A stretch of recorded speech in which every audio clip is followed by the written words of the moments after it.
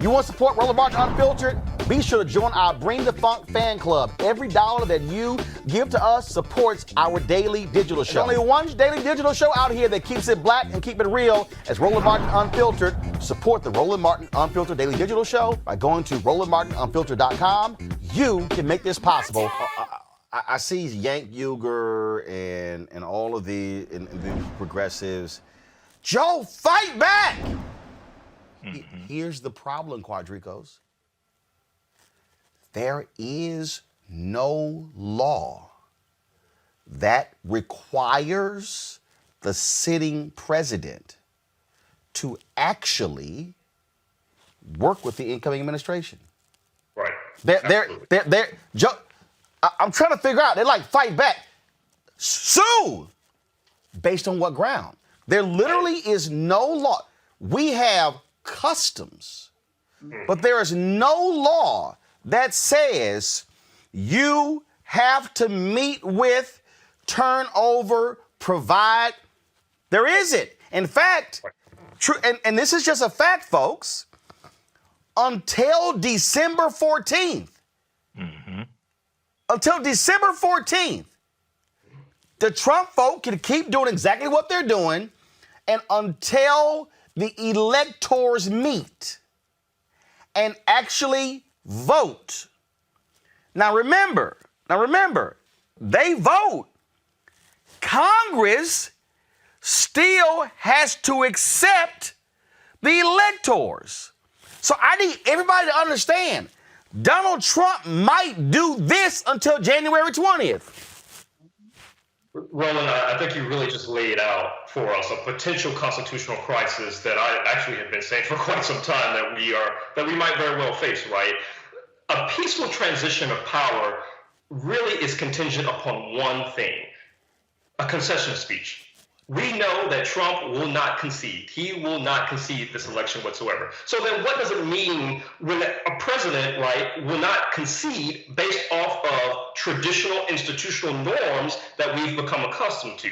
We know, of course, that Trump has ripped the Band-Aid off of any sort of societal or presidential norms. And so this really jeopardizes the national security, quite frankly, of the country. So he is putting, of course, the country at risk when he refuses to meet with the transition team of the incoming president. Of course, that's because he refuses to acknowledge this election and the election results. So right now, what they're doing, what they have continued to do, is throw delusions at people to be confused so that people don't know what the process is, what the truth is, what the facts are, and just continue with the rhetoric of this election is stolen. Again, it is a continued theme of blacks are corrupt. As my sister said, the states and the districts are largely black. Detroit, Atlanta, right? So we know that there is a distorted effort to make sure that these votes don't count across the board, even in swing states, as Powell said. And then the second point is, let's be very clear, for Rudy Giuliani, Powell, and the others, this for them boils down to money.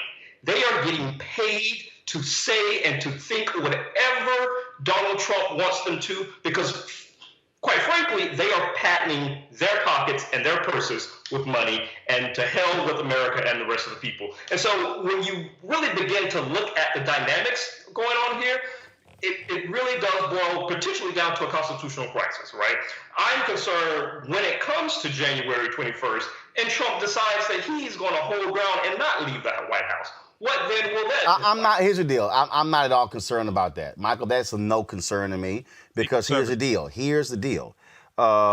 This is the reality of the Constitution. See, this is where the Constitution comes in.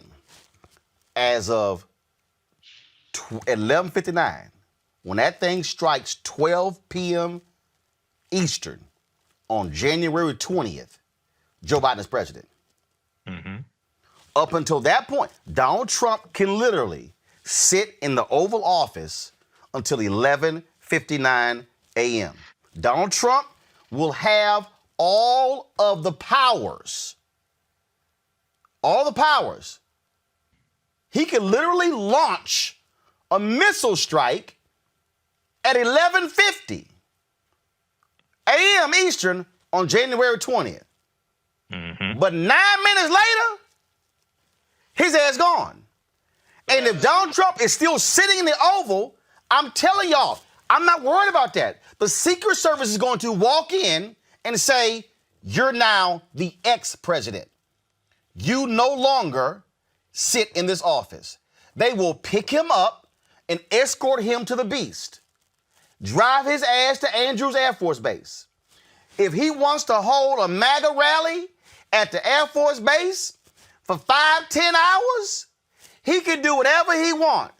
Then they're going to put his ass on that plane, that blue and white plane, and they're going to say, where are we flying you to? Are we going to Ireland, Mar-a-Lago, New York? Are we going to hell? Where are we going?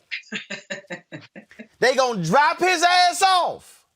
His Secret Service detail is going to follow him, and that plane is flying back to Andrews Air Force Base. So, Michael, I ain't worried about that. Right. The thing that I'm concerned with is they clearly want to sabotage Joe Biden and Kamala Harris by delaying the transition, that delays the vetting, that delays hiring staff. They want them scrambling like chickens with their heads cut off on January 20th. That he only loves chaos. He's a sore loser. I said this on ABC in February 2017 to the Republicans. You have allowed evil into your home, and now evil is consuming you. Because he is sitting in the Oval, he is going to consume America with his evil until he is walked out. Absolutely. And, you know, one of the things that's also delayed is President-elect Joe Biden getting the presidential daily briefings also. That's delayed as well. That's held up by Emily Murphy, the GSA. So that's delayed also. Okay. And again, that's the law. The reality is, yep. This is just, it's frustrating to people until the election results are certified. She doesn't have to do anything. What we are now learning is that all of this stuff before Trump, it was custom. It was respect. It was patriotic. These fake patriots don't care.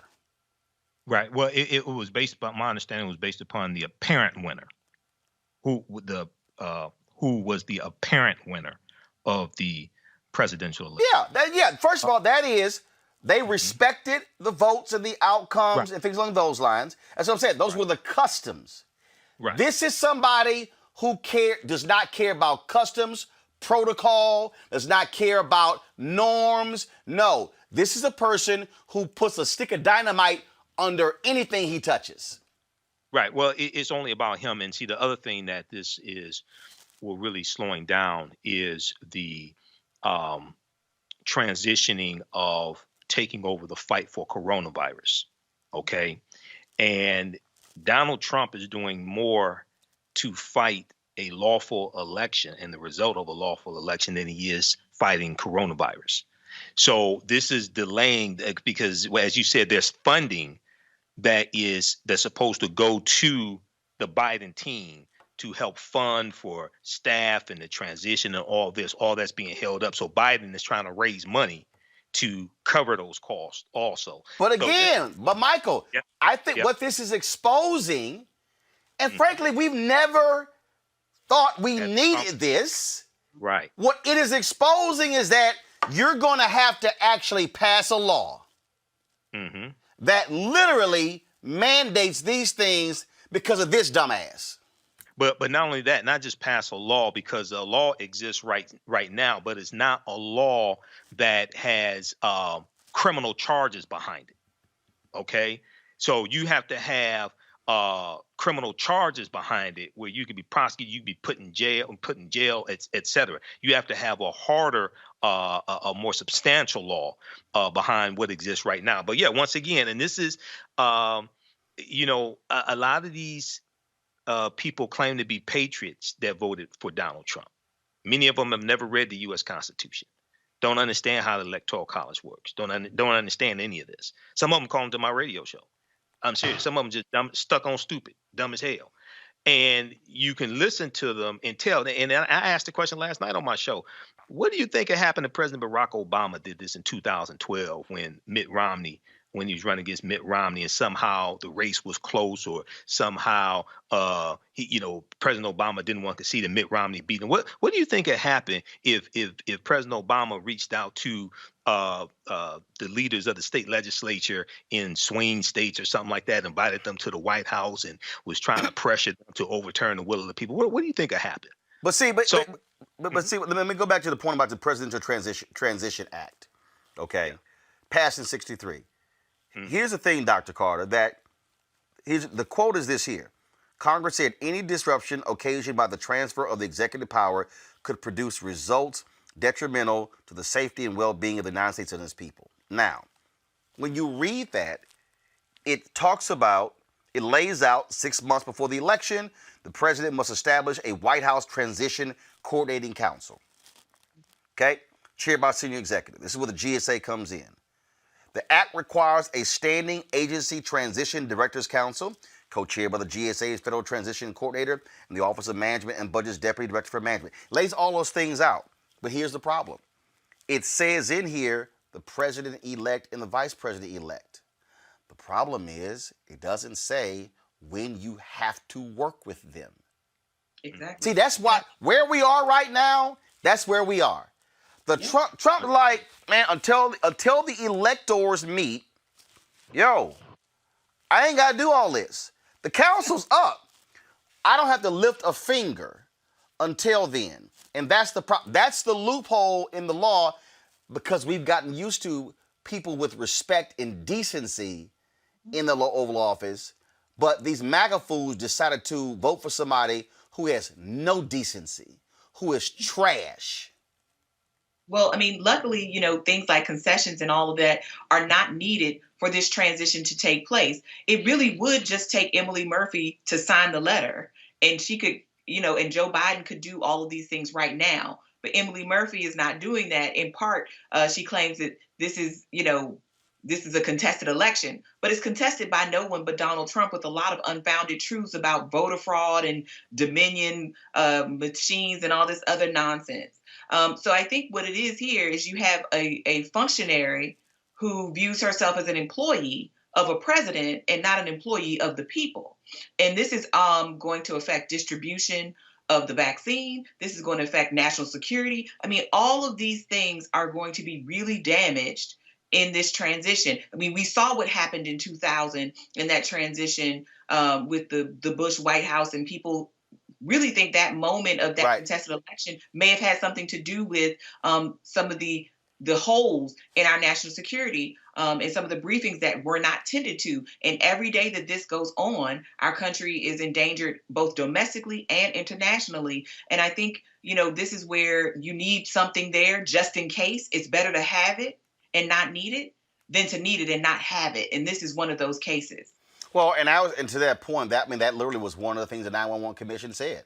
And yeah, that delay impacted the actual national security apparatus, which why it was passed. But what this fool is doing is unbelievable. It's time to be smart. When we control our institutions, we win.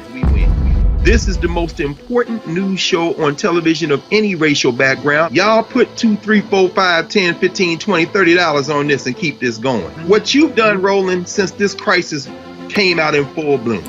Anybody watching this, tell your friends. Go back and look at the last 2 weeks, especially of Roland Martin Unfiltered. I mean, hell, go back and look at the last 2 days. You've had sitting United States senators today, Klobuchar and Harris. Whatever you have you can bring to Roland Martin Unfiltered to support it, please do, because this information may literally save your life. Watch Roland Martin Unfiltered daily at 6 p.m. Eastern on YouTube, Facebook, or Periscope, or go to RolandMartinUnfiltered.com. Support the Roland Martin Unfiltered Daily Digital Show by going to RolandMartinUnfiltered.com. Our goal is to get 20,000 of our fans contributing $50 each for the whole year. You can make this possible. RolandMartinUnfiltered.com.